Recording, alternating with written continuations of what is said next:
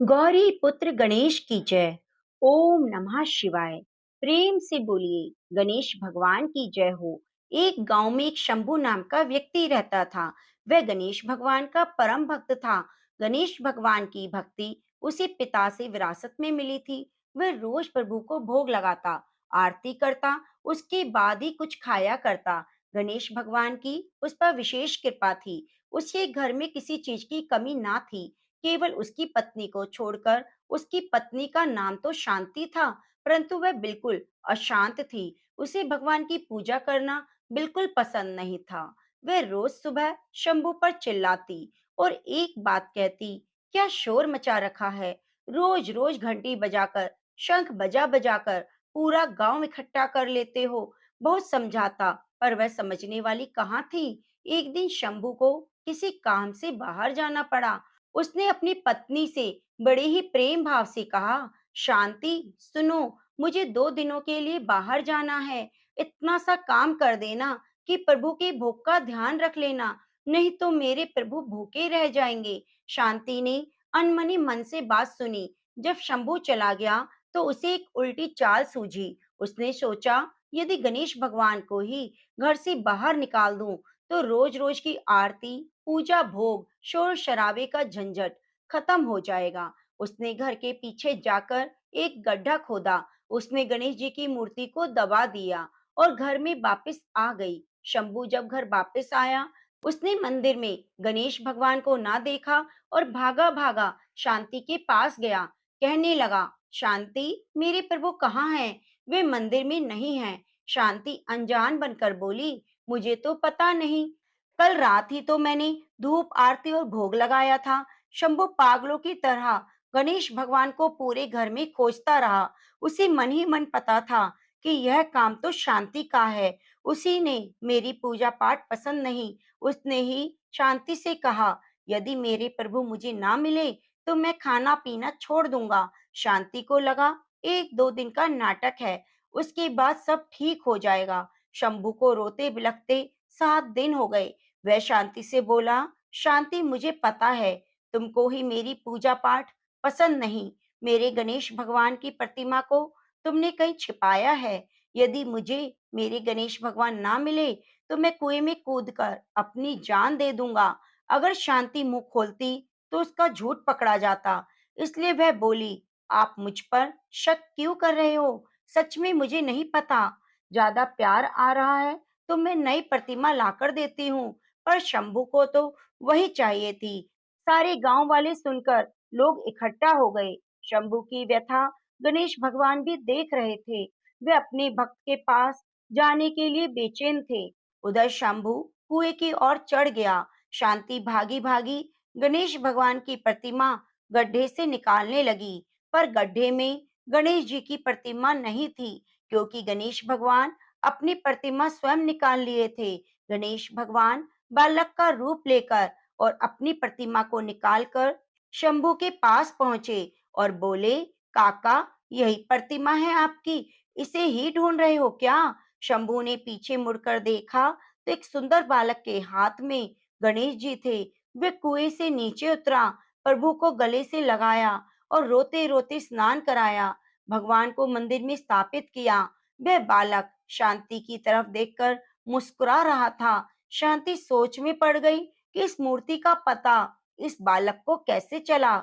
शंभू के साथ शांति भी अंदर चली गई। शंभू ने रोते रोते बड़े भाव से गणेश जी को स्थापित किया, पूजा की और बालक का खूब धन्यवाद किया। बालक जी, जो स्वयं भगवान थे, वे बोले, काका, क्या मुझे भोग नहीं खिलाओगे? शंभू भागा भागा गया और भोग लेकर आया।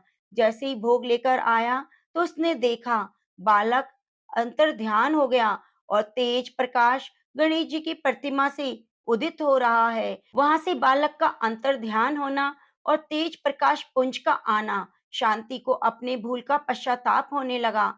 वे दोनों समझ गए कि स्वयं गणेश जी अपनी प्रतिमा लेकर स्वयं स्थापित होने आए और मुझे दर्शन देने आए। दोनों भाव विभोर हो गए। उसी रात गणेश भगवान ने दर्शन दिए और कहा, मेरे साथ साथ शुभ लाभ, रिद्धि सिद्धि, सुख वैभव और लक्ष्मी जी सदा तुम्हारे घर में वास करेंगी।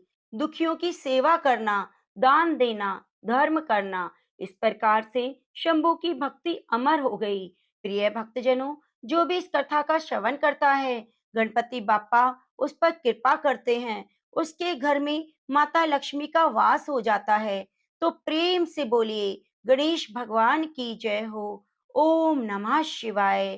एक गांव में एक बुढ़िया माई रहती थी। उनके घर में उनकी एक इकलौती बहू शांति भी रहती थी, जो बहुत चालाक थी। शांति का पति दूसरे गांव में काम करता था और कभी-कभी घर आता था। बुढ़िया माई गणेश भगवान की दिन रात पूजा किया करती। शांति अपनी सास को पसंद नहीं करती थी। एक दिन बुढ़िया माई गणेश जी की पूजा कर रही थी। तभी शांति ने कहा, माँ जी, आप सारा दिन बैठी बैठी पूजा करती रहती हैं, घर में कभी साफ सफाई का भी काम कर लीजिए करें। इतना बड़ा घर है, मैं कैसे सारे घर की सफाई अकेले करूं? बुढ़िया माई ने कहा, बहू, मेरी आंखों से कम दिखाई देता है, इससे मैं कोई काम नहीं कर पाती। उनकी बात सुनकर शांति को गुस्सा आ गया। वह वहां से चली गई। शांति को पता था कि उसकी सास ठीक से देख नहीं पाती, इसलिए वह अपने लिए पकवान बनाकर सास को सूखी रोटी देती थी। एक दिन बुढ़िया माई ने कहा, बहू, यह रोटी खाई नहीं जाती, इसके साथ थोड़ी सी दाल भी दे दो। तब शांति ने कहा, माँ जी, 2 महीने से आपके बेटे ने एक भी पैसा नहीं भेजा है, दाल भात कहाँ से लाऊं? यह सुनकर बुढ़िया माई को बेटे की चिंता होने लगी। उसने कहा, तुमने पहले क्यों नहीं बताया? पता नहीं मेरा बेटा किस हाल में होगा, कहीं किसी परेशानी में ना हो। मैं तो कम देख पाती हूँ, तू दूसरे गांव जाकर देख। तब शांति ने बहाना बनाते हुए कहा, मैं आपको और घर को अकेला छोड़कर कैसे जा सकती हूँ? उन्हें पता लगा तो बहुत बुरा भला सुना देंगे। इसी तरह कुछ दिन और बीत गए।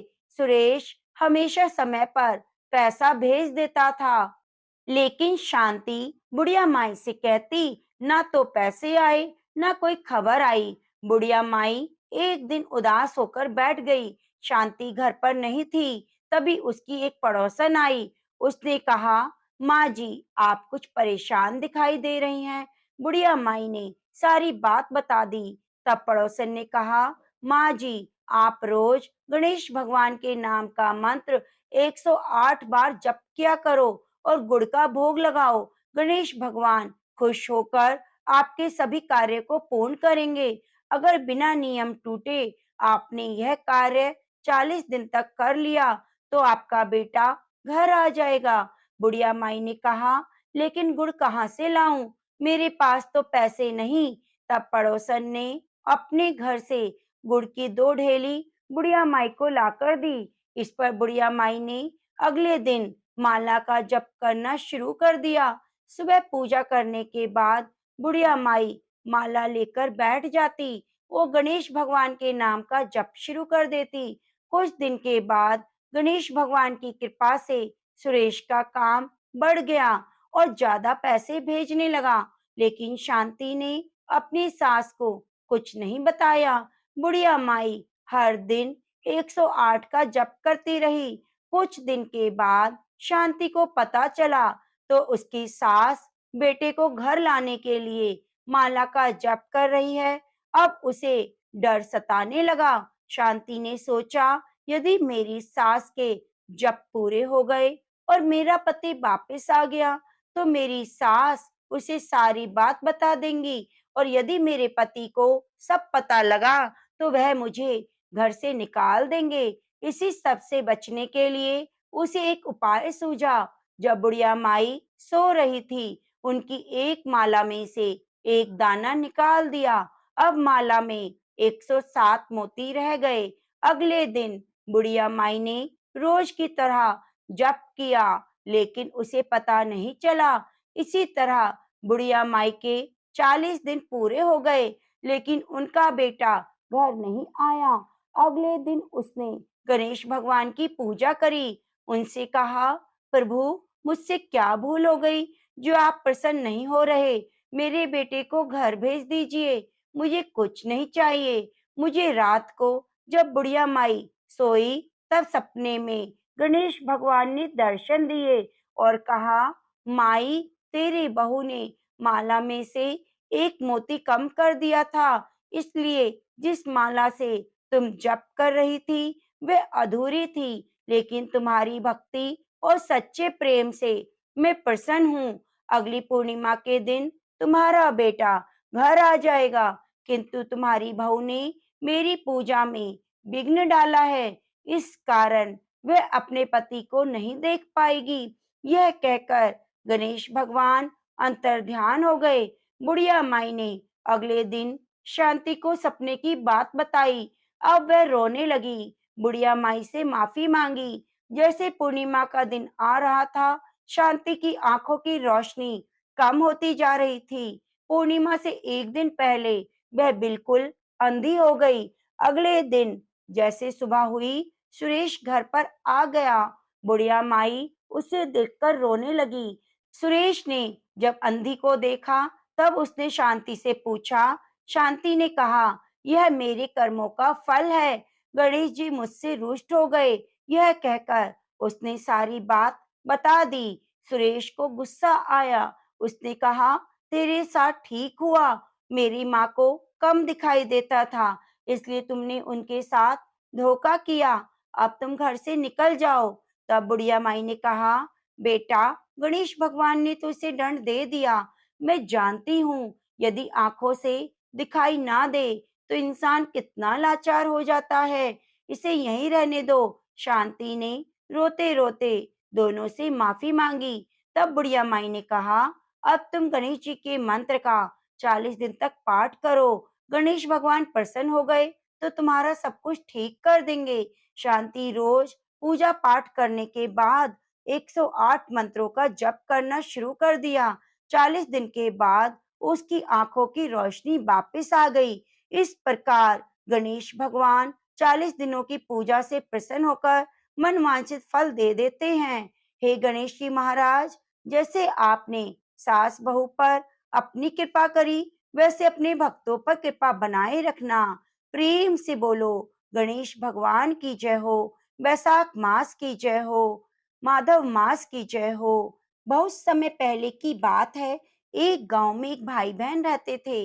भाई बहुत गरीब था, उसकी बहन पैसे वाली थी। जब बहन की ननंद का विवाह हुआ, तब बहन ने अपने भाई को विवाह में आने का निमंत्रण नहीं दिया और ना ही कोई चिट्ठी भेजी। भाई को बाहर वालों से पता चला कि उसकी बहन की ननंद का विवाह है। भाई ने गांव वालों को बताया। तब गांव वालों ने अपने घर से चुनरी, बिछिया, साड़ी जैसा जिससे बन पड़ा कन्या के लिए दिया। भाई सारा सामान लेकर बहन के गांव पहुंचा। बहन के घर आने पर बहन की देवरानी बोली, भाभी जी, आपके भाई आए हैं। बहन ने पूछा, कैसे आए हैं, क्या पहना है? देवरानी ने कहा, पैदल आए हैं, फटी पगड़ी, फटी धोती पहनी है।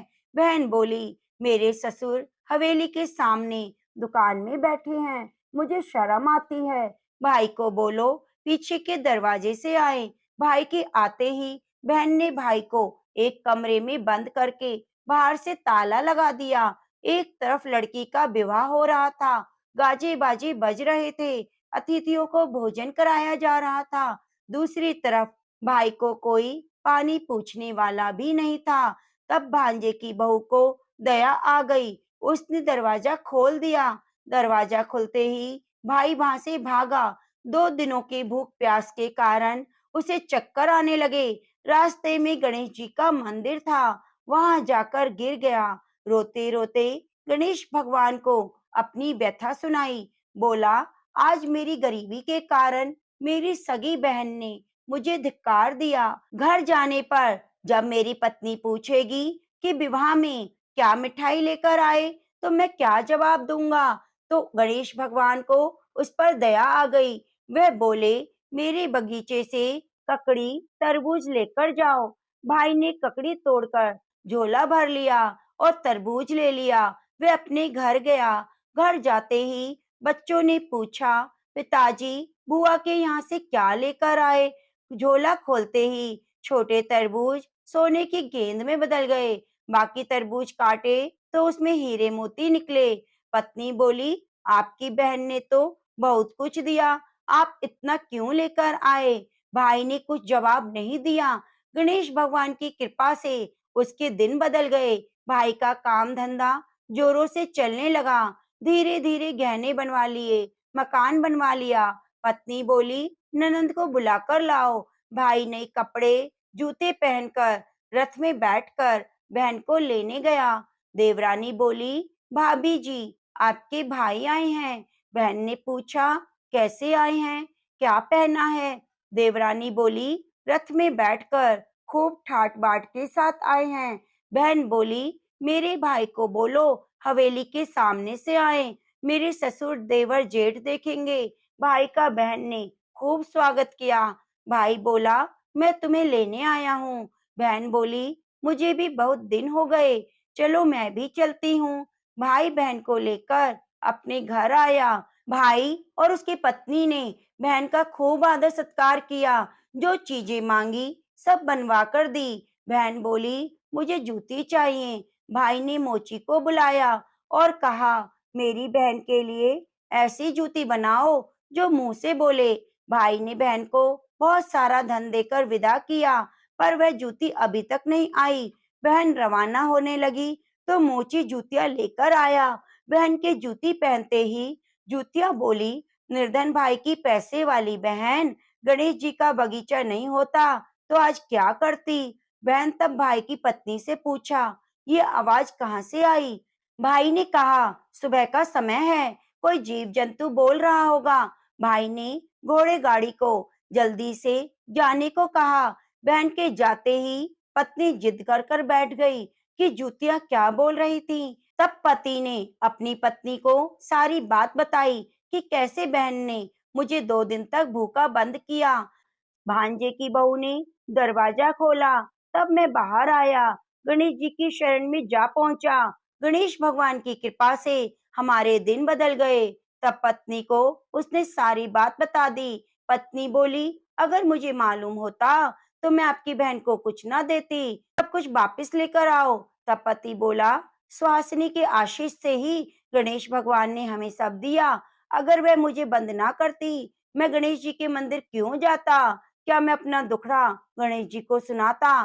तुम अपना मन मैला मत करो, अपने घर पर तो गणेश जी की कृपा है, किसी चीज की कमी नहीं। फिर दोनों ने गणेश जी के सामने सर झुकाकर प्रणाम किया और गणेश भगवान का जयकारा लगाया। प्रेम से बोलो, गणेश भगवान की जय हो। हे गणेश जी महाराज, जैसी कृपा आपने गरीब भाई पर करी, वैसे ही अपने सभी भक्तों पर कृपा बनाए रखना। कहानी अधूरी हो तो पूरी करना, पूरी हो तो मान रखना। प्रेम से बोलो, बैसाख मास की जय हो, माधव मास की जय हो।